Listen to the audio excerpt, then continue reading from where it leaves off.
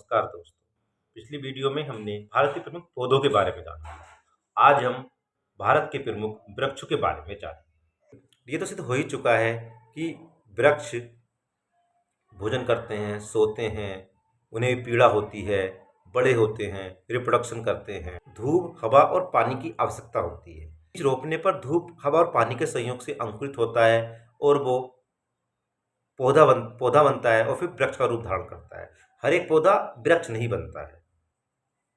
यह बीज की प्रकृति और विशिष्टता पर निर्भर करता है कि कौन सा पौधा वृक्ष का रूप धारण करे और कौन सा नहीं। हमारे देश में तो अनेक प्रकार के फल और फूलदार वृक्ष होते हैं। इन पेड़ों को हमारे दैनिक, सांस्कृतिक और धार्मिक जीवन से हम जोड़कर देखते हैं। वृक्ष हमारे वायुमंडल को शुद्ध रखने और बाढ़ को रोकने में भी महत्वपूर्ण भूमिका निभाते हैं। आइए अब हम अपने भारत के महत्वपूर्ण वृक्षों के बारे में जानते हैं। देवदारू को देवदार वृक्ष भी कहते हैं। यह एक प्रसिद्ध सीधे तने वाला ऊंचा पेड़ है। इसकी झबरीली टहनियाँ, कटीले पत्ते कुछ लंबे वे गोलाई लिए होते हैं। यह इतना ऊंचा होता है कि दूर से देखने पर लगता है जैसे आकाश को छू रहा हो। यह पहाड़ी वृक्ष है। कहते हैं कि शिवजी ने समाधि लगाने के लिए इसी पेड़ को चुना था। इसकी लकड़ी मजबूत किंतु हल्की और सुगंधित होती है। इसकी लकड़ी इमारत बनाने के काम भी आती है।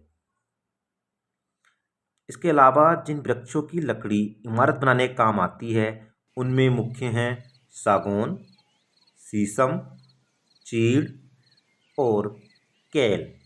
सागौन को साल वृक्ष भी कहते हैं।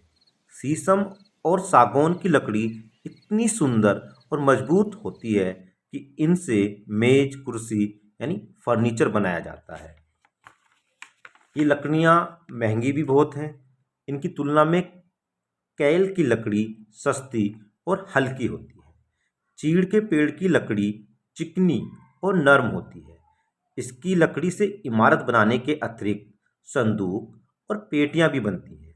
बल्कि इसकी लकड़ी पेटियां बनाने के ही अधिक काम आती है। इस लकड़ी से तेल भी निकाला जाता है जो तारपीन या ताड़पीन के तेल के नाम से प्रसिद्ध है। ब्रोजा नाम का गोंद भी इसी से बनता है। शीरीष शीशम की तरह लंबा ऊंचा पेड़ है। चिनार भी एक प्रकार का बड़ा पेड़ है।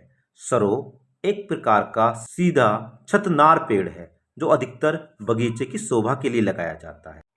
अशोक वृक्ष की पत्तियां कटी कटी सी होती हैं। कहते हैं कि जब सीता जी लंका में रहीं तो अशोक वृक्ष के नीचे ही उन्हें रहना पड़ा था। अत्यंत शुभ माना जाता है। पूजा के दौरान जो हम बंदर बार लगाते हैं तो अशोक के पत्तों का ही उपयोग करते हैं। बरगद पीपल की जाति का एक बड़ा वृक्ष है। इस वृक्ष की विशेषता यह है कि इसकी जटाएं जमीन में धस जाती हैं और फिर वही जटाएं जड़ बन जाती हैं तथा उन जड़ों से शाखाएं फूटने लगती हैं। इस प्रकार यह वृक्ष बहुत सी जमीन घेर सकता है।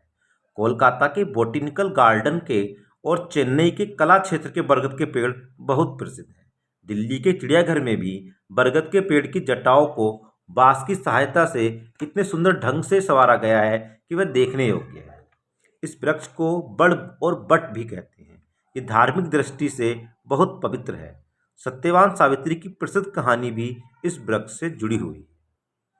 पीपल भी बरगद की जाति का एक बड़ा वृक्ष है। ये भारत की प्राय सभी जगहों पर पाया जाता है। तमाल वृक्ष एक तरह का सदाबहार वृक्ष है। इस वृक्ष से गोंद और कहीं कहीं सिरका भी बनता है। गूलर भी पीपल जाति का एक बड़ा वृक्ष है जिसकी डालों आदि से दूध निकलता है और उसका फल औषधि, तरकारी आदि के रूप में खाया जाता है। बेल एक प्रसिद्ध वृक्ष है जिसका तना सफेद रंग का होता है।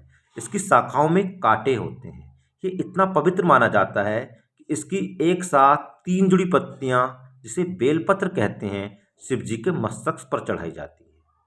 इसके गोलाकार फल का गूदा पेट के रोगों के लिए गुणकारी माना जाता है। गर्मियों में इसके गूदे का शरबत भी बनाते हैं। खजूर ताड़ की तरह एक पेड़ है जो प्राय रेगिस्तान में पाया जाता है। इसमें बेर के आकार के लंबूतरे मीठे फल लगते हैं जो खाने में स्वादिष्ट और पेट के लिए गुणकारी होते हैं। जाति का ही पेड़ है और हिंदू लोग इसे इतना पवित्र मानते हैं कि अपने अधिकतर जो पूजा के संबंधित उनके धार्मिक कार्य हैं, नारियल का उसमें विशेष महत्व होता है। बबूल और कीकर एक ही हैं। ये एक प्रसिद्ध कंटीला पेड़ है। इसकी पतली पतली शाखाएं दातुन के भी काम आती हैं। नीम का वृक्ष आसपास की वायु को शुद्ध रखने के कारण भारतवर्ष का प्रसिद्ध और लोकप्रिय वृक्ष है, जिसे हर जगह देखा जा सकता है। इसकी पत्तियां छोटी होती हैं तथा इसके फल पीले रंग के होते हैं, जिन्हें निम्बोली कहते हैं। इस वृक्ष का प्रत्येक भाग अत्यंत कड़वा होता है, इसलिए यह रोगनाशक भी है। अतः विभिन्न प्रकार की दवाइयों के काम में लाया जाता है। कीटाणुनाशक होने के कारण नीम के तेल को आजकल देश विदेश में बहुत प्रसिद्धि मिल रही है। अपने खट्टे स्वाद के कारण इमली बच्चों को बहुत भाती है। दक्षिण लोग इमली को विशेष प्रयोग करते हैं। ये एक बड़ा पेड़ है, इसकी पत्तियां अत्यंत छोटी छोटी होती हैं। रील एक प्रकार की कांटेदार झाड़ी है जिसमें पत्ते नहीं होते।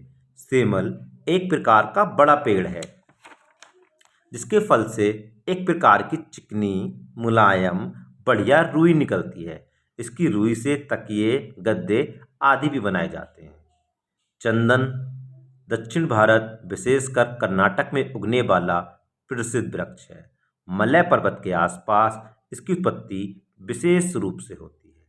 चंदन बहुत ही सुगंधित होता है। यही कारण है कि मलय पर्वत से आने वाली वायु को सबसे अच्छी वायु यानी शीतल मंद सुगंधित वायु माना जाता है। डेली लाइफ का, जैसे हमने वीडियो की शुरुआत में बात की कि धार्मिक रूप से, सांस्कृतिक रूप से, फिलोसफिकल रूप से हर एंगल से एक महत्वपूर्ण भूमिका निभा ही रहे हैं। पर फिर भी जो ये आजकल डेवलपमेंट की दौड़ है, विकास की दौड़ है, उस दौड़ में सबसे ज़्यादा कुर्बानी देनी पड़ी है, वृक्षों को देनी पड़ी है।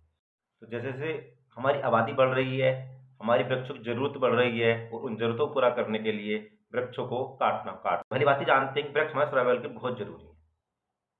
तो अब क्या किया जा सकता है? क्या हम जरूरतों को कम कर सकते हैं? ये फैसला हमें करना ही होगा। इस सवाल के साथ इस वाणी को अपने में ही विराम देता हूँ। क्या हम अपनी ज़रूरतों को कम कर सकते हैं अपने लिए ही, जिससे कि हमारा फ्यूचर, हमारी जनरेशन ज़्यादा समय तक सर्वाइव इस धरती पर कर सके। अगले वीडियो में भारत के प्रमुख फलों के बारे में हम बात करने वाले हैं। आपको वीडियो की लेटेस्ट अपडेट मिलते रहे, चैनल को सब्सक्राइब आप तक तुरंत आपको जल्दी मिल जाए, इसके लिए कीजिए आसान सा काम, चैनल सब्सक्राइब, नोटिफिकेशन बेल को ऑन। हम विराम। जय श्री राम।